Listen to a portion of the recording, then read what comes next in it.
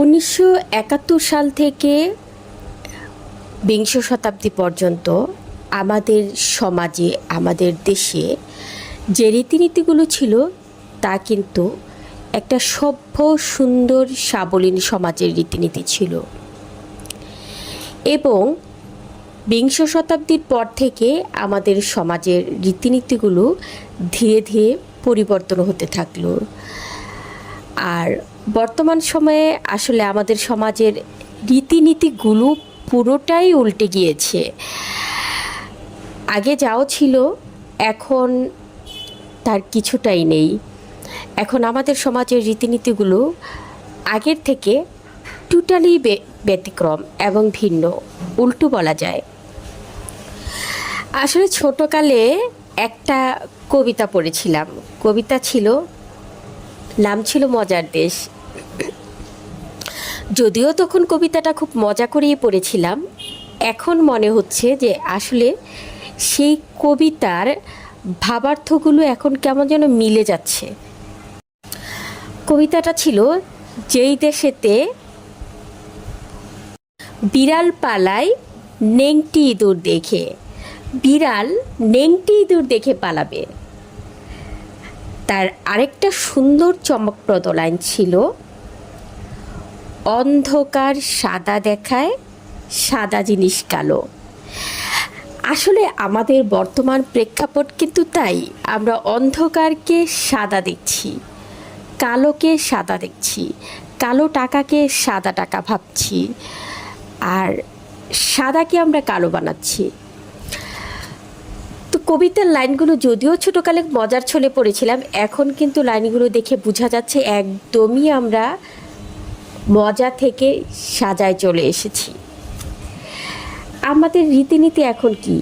আগে যখন আমরা বিয়ে একটা সুন্দর সম্পর্ক ভাবতাম, আর এখন আসলে আপনি বিয়ে করতে যাবেন, কোনো ছেলে ধরেন এক বিয়ের পর আরেক বিয়ে করতে যাবে, সেটা তার ওয়াইফ মানবে না, তার ফ্যামিলি মানবে না, কিন্তু সে পরকীয়া করবে সেটাতে তাদের কিন্তু কোনো মাথা ব্যথা নেই।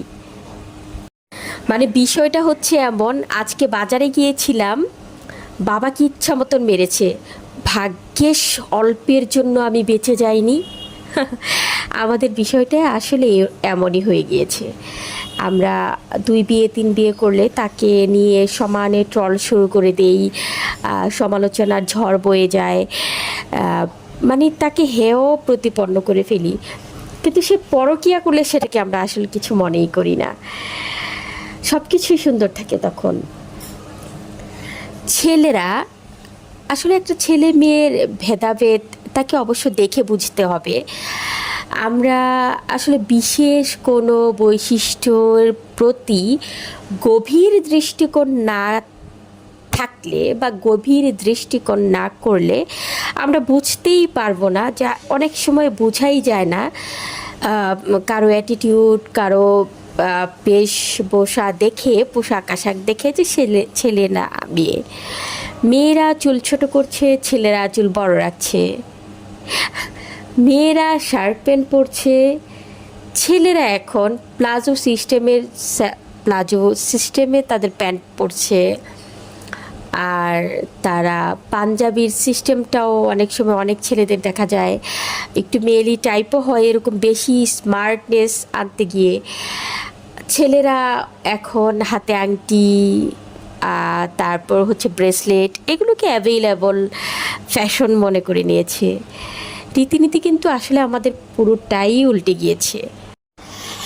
বিয়ে পবিত্র একটা বন্ধন। এই বিয়ের বেলায় একটা ছেলে ডিভোর্সি একটা মেয়েকে নষ্টামি করে ডিভোর্স করেছে, এরকম কোনো মেয়েকে সে অনায়াসে বিয়ে করে ফেলতে রাজি হয়ে যায়।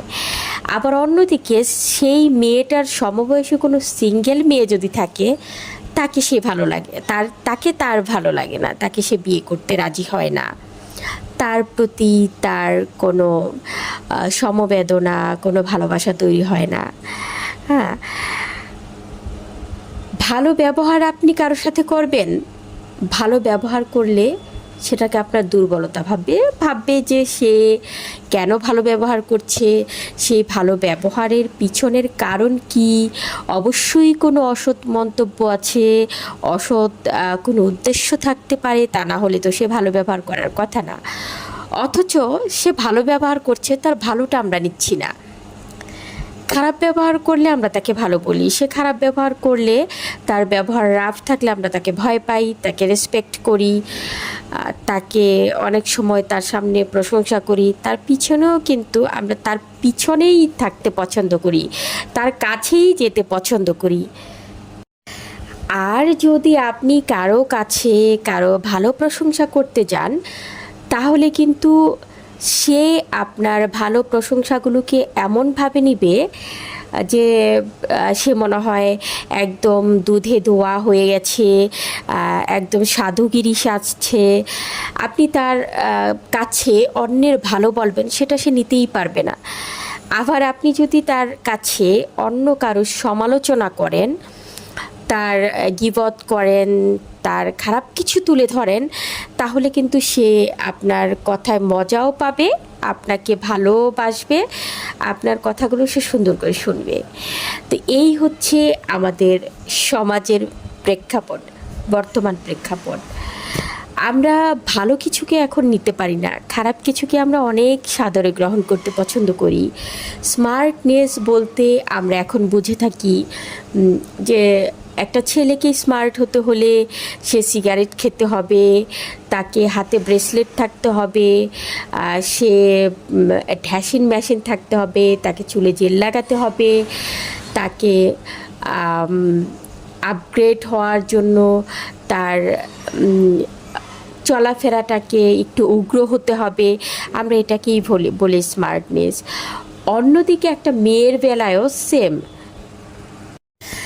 একটা মেয়ে যদি হিজাব পরে, একটা মেয়ে যদি সাবলীনভাবে চলাফেরা করে, তাহলে আমরা তাকে খ্যাত বলি। আর একটা মেয়ে যদি উগ্রভাবে চলাফেরা করে, সে খুব ওয়েস্টার্ন ড্রেসে থাকে, সে কথায় কথায় একটু খারাপ কথা বলতে পারে, তাহলে কিন্তু আমরা তাকে খুবই স্মার্ট মেয়ে ভাবি। আসলে কি স্মার্টনেস উগ্রতার মধ্যে আসে?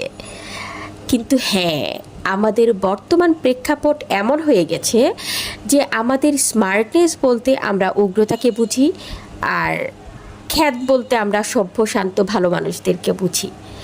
এটাই আমাদের সমাজের রীতিনীতি হয়ে গেছে। ও আরেকটা কথা, আমরা কিন্তু এখন ভাইরালের যুগে আছি। আমরা এখন আমাদের সাধারণ কথাবার্তা, সাধারণ চলাফেরা সব কিছুকে ভাইরাল করতে পছন্দ করি। আর ভাইরালের এই যুগে আমরা কি করি, ভালো কোনো কিছুকে কিন্তু অ্যাকসেপ্ট করতে পারি না। আমরা খারাপ কোনো কিছুকেই সুন্দরভাবে অ্যাকসেপ্ট করি।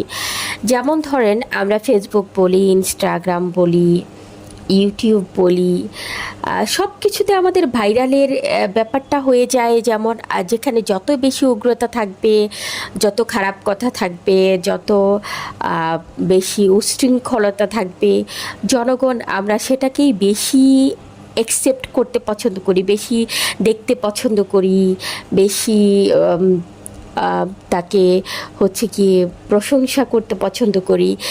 আর যদি ভালো কিছু থাকে তাহলে তাকে নিয়ে আমরা ট্রল করতে পছন্দ করি, তাকে আমরা হচ্ছে তার ইন্সপায়ারেশনটাকে আমরা খারাপ চোখে দেখি। আসলে আমরা এখন আমাদের যুগটা এমন হয়ে গেছে যে আমরা ওই যে বলে না যে সাদাকে আমরা সাদা না দেখে সাদাকে আমরা কালো দেখি। তো ভালোকে আমরা ভালো দেখছি না, ভালোকে আমরা খারাপ দেখি, আর খারাপকেই আমরা ভালো মনে করছি। তো আমাদের সমাজটা হচ্ছে এখন পুরোটাই উল্টো রীতিনীতির উপর চলে গেছে।